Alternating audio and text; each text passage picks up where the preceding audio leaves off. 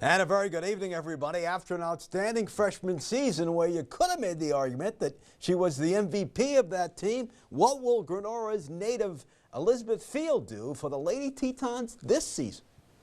What do you expect out of that leader from Grenora, Elizabeth Field? The same. Just a gamer. She's snotty on defense and just love the way she plays. And the thing is, the four players on the floor with her love her because she distributes the ball. She's a pass-first point guard. She makes all her free throws at clutch time, and she plays pressure defense. She's just a great teammate. What do you think you have to do better as a leader in this club now and now as a sophomore? I think I really have to make sure that I'm looking for everyone's best interest and not just myself, and making sure that the freshmen know, like, it's okay to make a mistake. Like, you're not going to be perfect, and as long as they're working hard, you really can't mess up. I mean, last year you made the jump from high school. You kind of went in blind. This year you know what to expect. Right. It's nice to have a year under your belt, and that's why I think for my captains and I, it's so important to let the freshmen know that you're going to make mistakes, but it's okay. Always a tough league. We know Science will be good. Lake Region improving.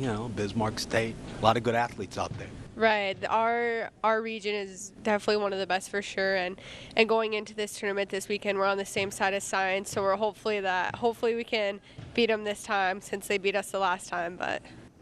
All right, we taped that before they left for the Mondeck tip-off tourney, and they did beat Science and went on to win the title tomorrow night at the Teton Booster Club Shootout. They take on Briarcrest, 7:45 p.m. The men take on the Mayville State JV at 6 p.m. We have arrived at championship night over at Region 8 over at the Well. The joint will be jumping with Region 8 fans, seeing if the Trenton Tigers can stop the Kenmare Honkers from winning their 4th title in a row and pick up that coveted ticket to the State B, which will be held in Fargo next weekend. Tigers have looked good and quick and strong, and we'll need all of that tonight to keep the Honkers home. Should be fun. Well, as we told you last night, the Williston team that jumped on a bus today headed to the state swim meet in Bismarck is a young one, but they work really hard preparing for the Minot of the WDA Swim World.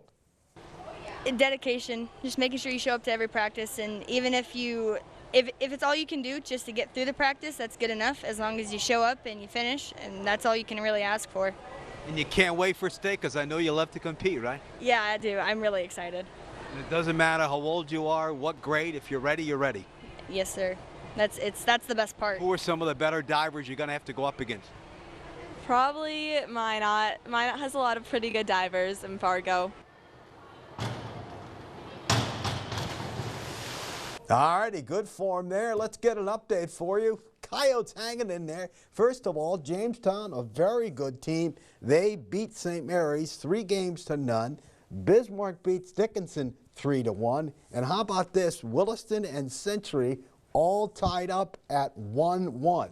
So Williston and Century all tied up at 1-1. Come on, Coyotes. Then Legacy and Minot is the last game match of the day. So Coyotes hanging right in there, no question about that. After splitting with BU last weekend in Boston, UND back to the Midwest to take on the Minnesota Duluth Club this weekend on the road, and that is always a very good early season matchup for that club. So certainly a good primer for the weekend series, taking on a BU team. And with that, we take a timeout at First News at 6.